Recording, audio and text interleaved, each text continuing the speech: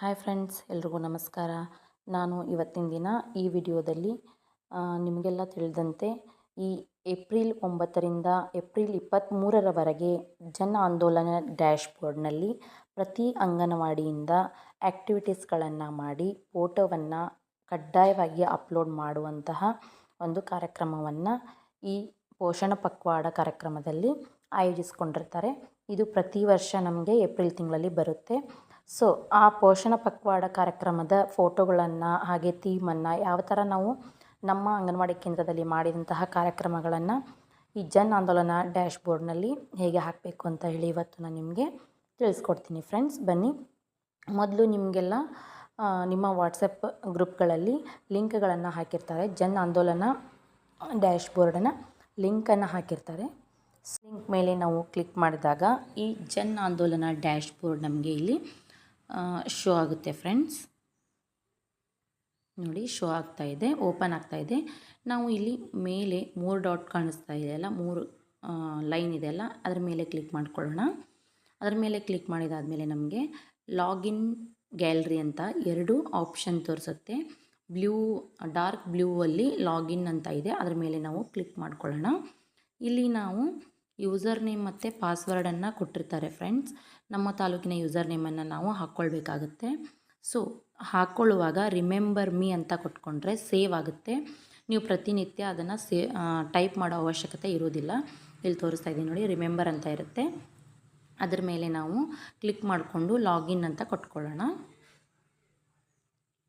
ಇವಾಗ ನಮಗೆ ಲಾಗಿನ್ ಅಂತ ಕೊಟ್ಟಾದಮೇಲೆ ನಾವು ಯಾವ ಥೀಮನ್ನು ಹಾಕಬೇಕು, ನಾವು ಪ್ರತಿದಿನ ಮಾಡಿದಂತಹ ಇಲ್ಲಿ ಥೀಮನ್ನು ಅಪ್ಲೋಡ್ ಮಾಡಲಿಕ್ಕೆ ಒಂದು ಪೇಜ್ ಬರುತ್ತೆ. ಫ್ರೆಂಡ್ಸ್, ನೋಡ್ಕೊಳ್ಳೋಣ.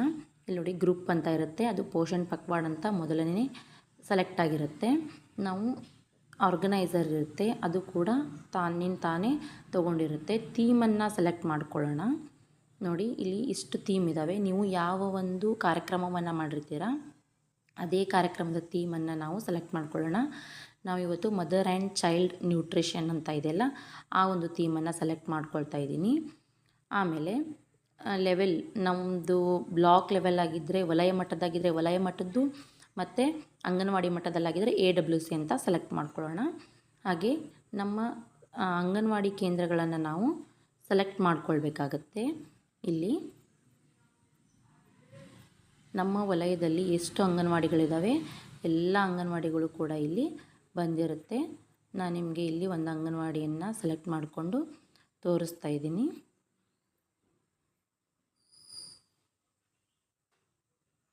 ಸೊ ಅಂಗನವಾಡಿಯನ್ನು ಸೆಲೆಕ್ಟ್ ಮಾಡ್ಕೊಂಡ್ವಿ. ಆ್ಯಕ್ಟಿವಿಟಿಯನ್ನು ತೊಗೊಳ್ಬೇಕಾಗತ್ತೆ. ಆ್ಯಕ್ಟಿವಿಟಿ ಬಂದುಬಿಟ್ಟು ನಾನು ಇಲ್ಲಿ ಪೋಷಣ್ ಪೇ ಚರ್ಚಾ ಅಂತ ಇದೆ, ಅದನ್ನು ಸೆಲೆಕ್ಟ್ ಮಾಡ್ಕೊಳ್ಳೋಣ. ಹಾಗೆ ಈವೆಂಟ್ ಡೇಟನ್ನು ಸೆಲೆಕ್ಟ್ ಮಾಡ್ಕೊಳ್ಬೇಕಾಗತ್ತೆ. ಈವೆಂಟ್ ಡೇಟ್ ಬಂದುಬಿಟ್ಟು ಫ್ರೈಡೇ ಮಾಡಿದ ಕಾರ್ಯಕ್ರಮದ ಬಗ್ಗೆ ಹಾಕ್ತಾಯಿದ್ದೀನಿ ನಾನು. ನೋಡಿ, 10/4/2026 ಸೆಲೆಕ್ಟ್ ಮಾಡಿಕೊಂಡೆ. ಕೆಳಗಡೆ ಬನ್ನಿ. ಪಾರ್ಟಿಸಿಪೇಷನ್ ಡೀಟೇಲ್ಸ್ ಅಂತ ಇದೆ. ಇದರಲ್ಲಿ ಮೇಲ್ ಎಷ್ಟು, ಫೀಮೇಲ್ ಎಷ್ಟು, ಟೋಟಲ್ ಎಷ್ಟು ಅಂತ ಕೇಳುತ್ತೆ. ಅಡಲ್ಟ್ ಎಷ್ಟು ಜನ ನಿಮಗೆ ಅಂಗನವಾಡಿಯಲ್ಲಿ ಕಾರ್ಯಕ್ರಮಕ್ಕೆ ಭಾಗವಹಿಸಿದ್ರು ಅನ್ನೋದನ್ನು ನಾವು ಸೆಲೆಕ್ಟ್ ಮಾಡ್ಕೊಳ್ಳೋಣ. ಚಿಲ್ಡ್ರನ್ಸ್ ಕೂಡ ಎಷ್ಟು ಜನ ಭಾಗವಹಿಸಿದ್ರು ಅಂತ ನಾವು ಇಲ್ಲಿ ಆ್ಯಡ್ ಮಾಡ್ಕೊಳ್ಳೋಣ.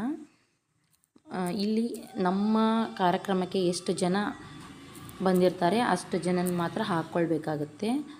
ಇಲ್ಲಿ ಬಂದಿರತಕ್ಕಂತಹ ಜನದ ಮೇಲೆ ನೀವು ಜನರನ್ನು ಹಾಕ್ಕೊಳ್ಳಿ. ಜಾಸ್ತಿ ತೋರಿಸೋಂಥ ಅವಶ್ಯಕತೆ ಇಲ್ಲ.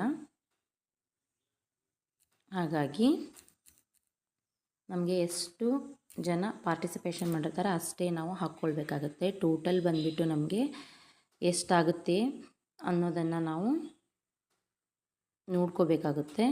ಜಾಸ್ತಿ ಜನ ಹಾಕಿ ತೋರಿಸೋವಂಥ ಅವಶ್ಯಕತೆ ಇಲ್ಲ. ಫ್ರೆಂಡ್ಸ್, ಹಾಗಾಗಿ ಕೆಳಗಡೆ ಬನ್ನಿ. ಅಪ್ಲೋಡ್ ಫೋಟೋ ಅಂತ ಇದೆ, ಅಲ್ಲಿ ನಾವು ಫೋಟೋವನ್ನು ಬ್ರೌಸ್ ಮಾಡ್ಕೋಬೇಕಾಗುತ್ತೆ.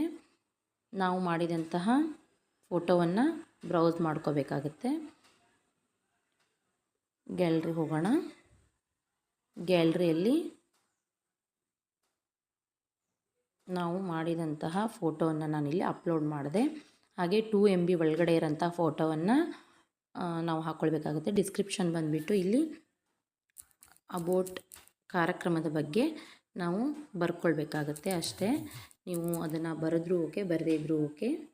ಇವಾಗ ಇಷ್ಟೆಲ್ಲ ಫಿಲ್ ಮಾಡಿಕೊಂಡು ನಾವು ನೋಡಿ ಫ್ರೆಂಡ್ಸ್, ಇವಾಗ ಇಲ್ಲೆಲ್ಲ ನಾನು ಫಿಲ್ ಮಾಡ್ಕೊಂಡಿದ್ದೀನಿ.